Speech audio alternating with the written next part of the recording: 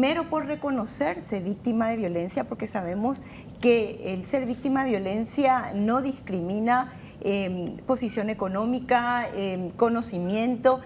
Cualquier mujer puede ser víctima de violencia, pero el primer paso es reconocerse como víctima de violencia y no pensar que esto le pasa a una mujer o a otra o a una mujer que no tiene ni estudios o algo así. No, nos puede pasar a todas. En segundo lugar, cuando uno se reconoce víctima de violencia, lo que ustedes mencionaban, verbalizarla, recurrir Exacto. a una amiga, a un familiar y recurrir al sistema de protección de las mujeres, comisaría, Ministerio Público, Juzgado de Paz, Ministerio de la Defensa Pública, Poder Judicial. ¿Para qué? Por un lado, para la protección una vez que decidimos asumir una denuncia. Y luego la persecución penal, porque sabemos que muchas formas de violencia, si bien no todas, muchas son delitos y crímenes. Y la última instancia, que obviamente es el feminicidio como forma de violencia más extrema. Tenemos una ley, pero sin embargo, hasta este momento que estamos hablando, existen y subsisten operadores del sistema de protección de estas instituciones que acabo de individualizar, que desconocen esta ley o que conociéndolas no la aplican. Por esa misma violencia o por esa misma cuestión social, cultural, estructural, que tiende a minimizar la violencia contra las mujeres, que tiende a justificar y lo que es más grave, culpabilizar a la mujer víctima de violencia de la propia violencia que recibe. Todavía estamos lejos de poder hablar, y creo que eso vamos a coincidir acá con la doctora, ¿verdad?, de poder hablar realmente de un Estado y de una sociedad comprometida, porque no podemos comprometer al Estado si la misma sociedad todavía subsiste y sigue con esas conductas que ustedes mencionaban, son aprendidas. Doctora Michi Moraz, ustedes reciben numerosas audiencias, en audiencia a mujeres víctimas de violencia. ¿Cuáles son las más frecuentes, aparte de los feminicidios, ¿verdad? ¿Cuáles son las otras que son reiterativas?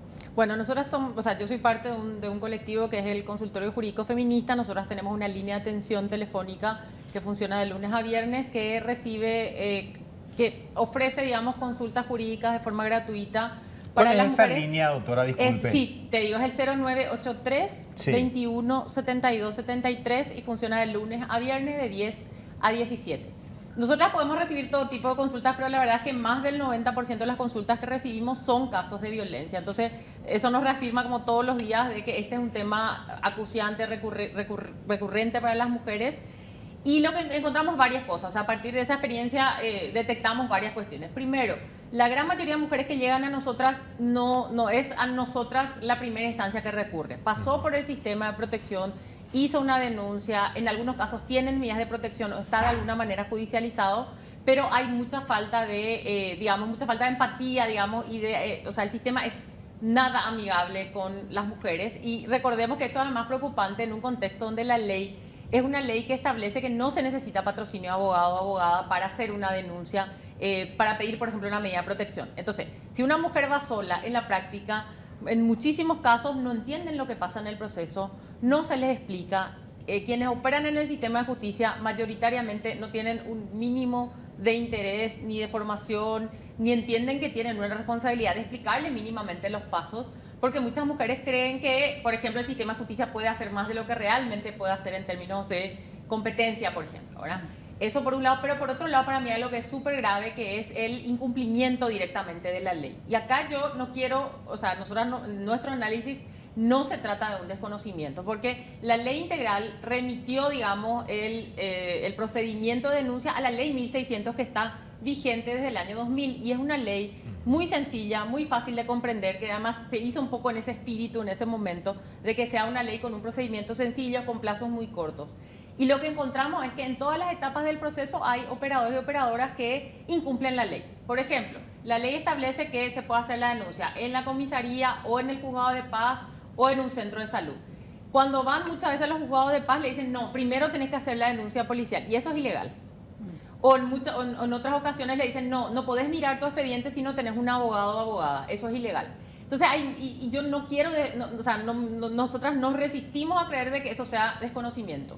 Esa es la actitud hablando, es la actitud que tienen, y esto ya lo decía muy bien también la doctora, es la actitud que tienen quienes operan en el sistema de justicia. Eso está ocurriendo hoy, doctora. Hoy, Usted no está contando anécdotas de... O sea, no te estoy hablando de juzgados de paz, por ejemplo, que están en el interior, que bueno, uno puede tener muchos conceptos sobre lo que todavía necesita el resto del país. En Asunción estoy hablando, o sea, estoy hablando en la capital del país donde hay todos los recursos posibles y disponibles y no se puede alegar el desconocimiento. Y acá para mí hay una cosa que es clave. Yo no conozco ningún caso de un juez o jueza de paz que esté sancionado o sancionada por incumplir la ley. Entonces, para mí ahí también hay un tema de incluso de que la superintendencia de la Corte no está tomando medidas. Porque también muchas de las cosas que nosotras recibimos son situaciones, por ejemplo, que no constan en el expediente, que son maltratos, que son solo verbales.